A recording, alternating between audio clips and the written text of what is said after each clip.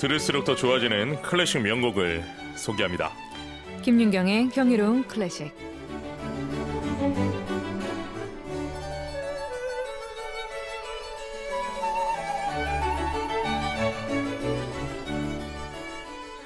아름답고 경이로운 클래식 명곡을 맛있게 듣고 또 멋있게 즐기는 시간입니다. 피아니스트 김윤경과 함께합니다. 안녕하십니까? 네, 안녕하세요. 오늘 경이로운 클래식에서 소개해 주실 곡은 또 어떤 작품인지 궁금합니다. 많은 분들이 좋아하는 상당히 아름다운 음악으로 곡 제목은 모르더라도 굉장히 귀에 익숙하고 어디선가 들어본 곡이라고 생각합니다. 네, 음악으로 만나보시죠. 음악 주세요.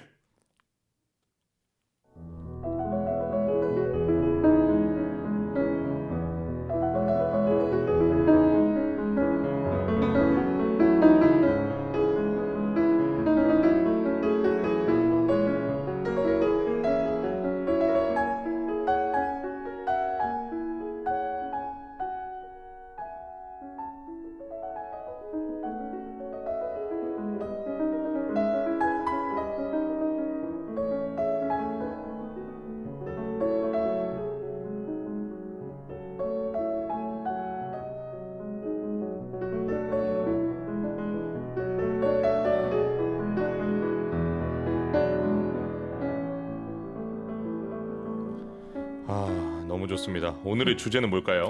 오늘의 주제는 새로움을 시도한 드뷔시의 아라베스크입니다. 새로움을 시도한다. 이 주제로 출발한 드뷔시. 오늘의 작곡가는 과연 어떤 작곡가입니까? 네, 프랑스를 대표하는 작곡가 중 한 사람이죠, 드뷔시. 네, 낭만주의의 영향을 받으면서도 또 새로운 시도가 담긴 인상주의 음악을 작곡했죠. 그래서 그런지 참 몽환적이고 환상적인 분위기의 작품이 많습니다. 그렇군요. 오늘 주제곡인 아라베스크는 언제 작곡이 됐습니까? 1888년부터 1891년 사이에 작곡이 되었는데요. 네, 드뷔시의 초기 작품으로 첫 피아노 곡이죠. 아주 부드러운 느낌을 주는 곡으로 환상적이고 청량하고 또 그런데 로맨틱하면서 아름다운 피아노 곡이라고 할 수 있습니다. 그렇군요. 아라베스크. 아니, 저는 알고 있는데 질문하니까 민망하네요. 무슨 뜻입니까? 모른 척 해주세요. 아라베스크는 아라비아풍이라는 뜻으로 아라비아 건축의 미술적 장식을 일단 가리켜요. 네, 음악상으로는 환상적인 또는 장식적인 성격을 가진 소품의 제목으로도 사용이 됐는데 또 전통 발레를 보면 한 다리로 서서 몸을 뒤쪽으로 쭉 뻗는 자세를 아라베스크라고 하기도 하고 19세기 아르누보 화가들이 특정 장식 문양을 가리키는 단어이기도 합니다.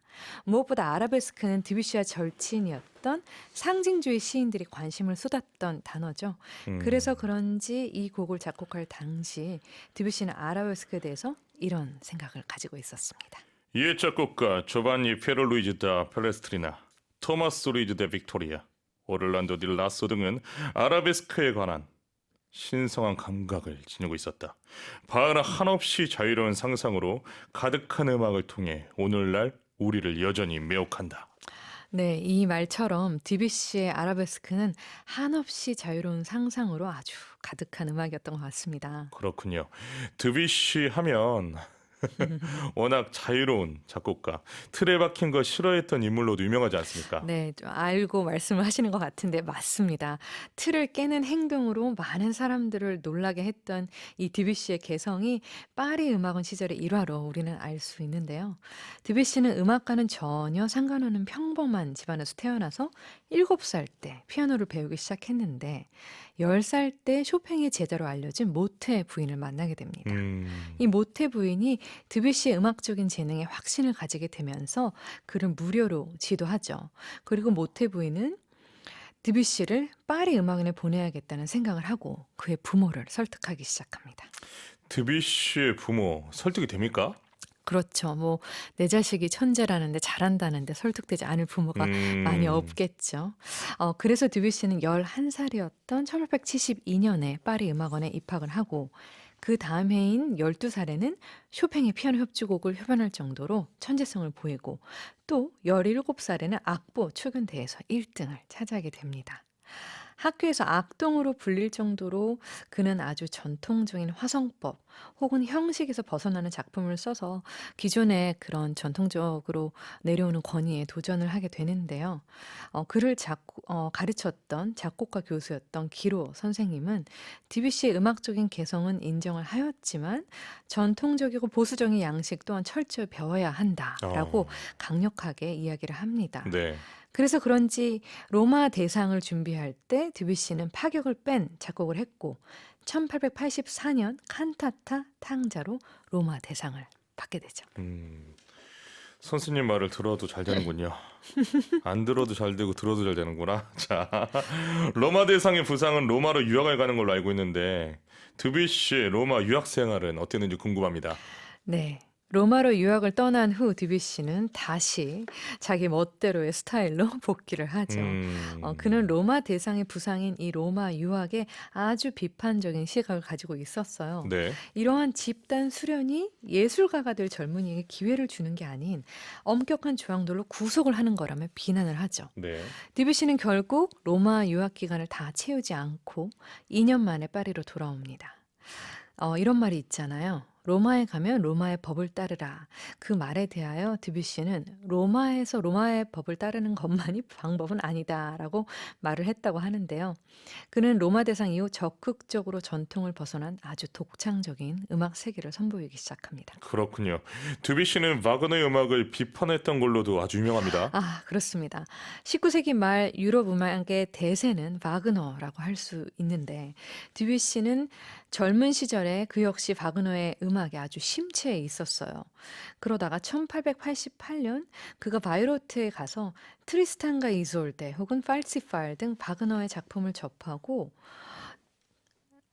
좋아할 줄 알았는데 이전과 달리 바그너를 비판하기 시작합니다. 음, 드뷔시는 바그너의 음악을 일출로 착각할 수 있는 일몰이라고 표현을 해요. 그렇군요. 이 뜻은 사실은 바그너가 새로운 음악의 선구자라고 생각했지만 그 역시 이전 시대에 묶여 있다라는 뜻으로 한 말이죠. 또 바그너의 작품에서 감탄할 것은 있어도 흉내내지는 않겠다라고 선언을 하고 독일 낭만주의 전통의 아주 강력한 영향력으로 벗어난 새로운 길을 그만할 길을 개척합니다. 정말 대단한 반항아이자 마이웨이라고 할 수 있습니다. 이 드뷔시가 마케팅을 안 해. 그런 가장 겁니까? 가장 스타를 공격해야 음. 다음 세대를 여는 걸 알고 있네요. 아, 그렇군요. 좋습니다. 드뷔시가 개척한 새로운 길은 인상주의를 말하는 겁니까? 네, 맞습니다. 드뷔시가 개척한 새로운 음악 양식은 인상주의인데요. 미술사조에 쓰였던 용어죠. 인상주의 화가들은 특별히 빛을 중요하게 생각을 했는데 태양의 빛에 따라서 미묘하게 변하는 풍경의 색채를 그렸어요. 구조나 형식보다는 빛과 색 자체를 중요하게 생각한 거죠. 근데 음악에서의 인상주의는 화성이나 음색을 통해 특정한 분위기와 감각적인 인상을 표현합니다. 하지만 드뷔시에게 실제로 직접적인 영향을 준 것은 인상주의 회화가 아닌 상징주의 시라고 할 수 있습니다. 어, 그는 보들레르, 베를렌, 말라르메 등 상징주의 시인들과 교류하면서 그들의 시를 작품에 인용을 했죠. 그렇군요. 상징주의 시인의 시를 작품에 사용했다. 드뷔시는 어떤 특징을 보여줬습니까? 드뷔시의 음악은 순간적이고 그 상황의 특정한 기분, 느낌, 정취나 장면을 나타낸다고 생각하면 될 것 같습니다. 선율이 반복되지만 발전할 필요가 없는 또 리듬은 불규칙적인데 모호하면서 자유로운 느낌이랄까. 그의 음악은 음악의 분위기, 음의 색채감을 추구한다고 할 수 있는데요. 어떻게 보면 화음을 고유로 한 색채로 본 최초의 작곡가라고 할 수 있습니다. 화음을 고유한 색채로 음, 봤다. 네. 기가 막힌 표현인데요. 매주 화요일과 함께하는 김인경의 경이로운 클래식, 오늘은 새로움을 시도한 드뷔시의 아라베스크를 중심으로 음악 이야기를 나누고 있습니다. 자, 아라베스크는 어떤 음악적 특징이 있을까요? 낭만 시대의 작곡가인 슈만도 아라베스크를 작곡을 했죠. 네, 1839년에 작곡한 이 피아노 소품 작품 18번을 아라베스크라고 하는데 네. 드뷔시는 로마 대상을 받고 또 로마 유학을 도중에 돌아온 직후인 1888년에 두 곡의 아라베스크를 작곡합니다. 그때 당시만 해도 그가 지금으로서 알려져 있는 혹은 개척한 이 인상주의 강렬함이 두드러지지는 않았지만 그 누구의 작품에서도 경험할 수 없었던 새로움과 신선함이 번뜩이는 그런 개성 있는 작품으로 탄생을 하게 되죠. 그렇군요. 아라베스크 1번 소개 부탁드립니다. 네, 제1번 아라베스크. 아라베스크란 환상적인 스타일의 서정적 소품으로 음악에서는 하나의 악상을 아주 화려한 장식으로 전개하는 음악이라고 생각하시면 될 것 같아요. 이 1번은 E 메이저인데 피아노를 위한 곡으로 작곡되었지만 오늘날에는 하프 연주로도 아주 많은 사랑을 받고 있답니다. 그렇군요. 아라베스크 1번은 안단티노 콘모토, 즉 안단테지만 콘모토, 조금 빠르게. 안단티노는 안단테보다 좀 빠른 템포라는 뜻이고 4분의 4박자로 연주하게 작곡이 되었는데 피아노나 하프에 의한 아름다운 아르페지오, 처음 도입부는 이렇게 시작이 됩니다. 마치 이 화성을 풀어낸 듯한 느낌인데요. 네.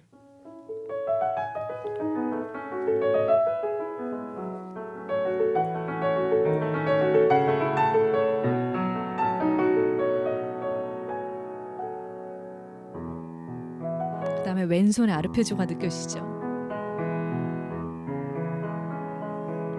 네, 이런 아름다운 아르페지오가 상쾌하지만 명쾌하게 또 이렇게 반복이 되면서 환상적인 화음을 막 자아냅니다.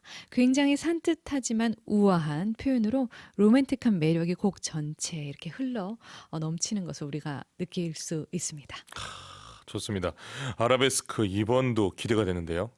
아라베스크 2번은 또 동적인 작품 아닙니까? 네, 아르베스크 2번은 G 메이저로 4분의 4박자, 똑같죠. 아르베스크 1번과 같은 박자인데 네. 알레그레토 스케르찬도라고 명시되어 있죠. 근데 첫 번째 이런 환상적인 느낌과는 좀 다르게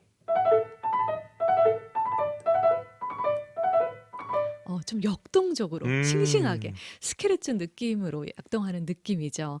원래 고전적인 화성법에서 이 병행 화음의 진행은 3도나 6도에서는 허용이 되지만 병행 5도는 사실 금기되는 그런 전통이 있었거든요. 근데 이 데뷔스는 3마디에서부터 병행 5도를 이 곡에서 사용을 하면서 본인의 개성을 도드라지게 드러내죠. 잘 들었습니다.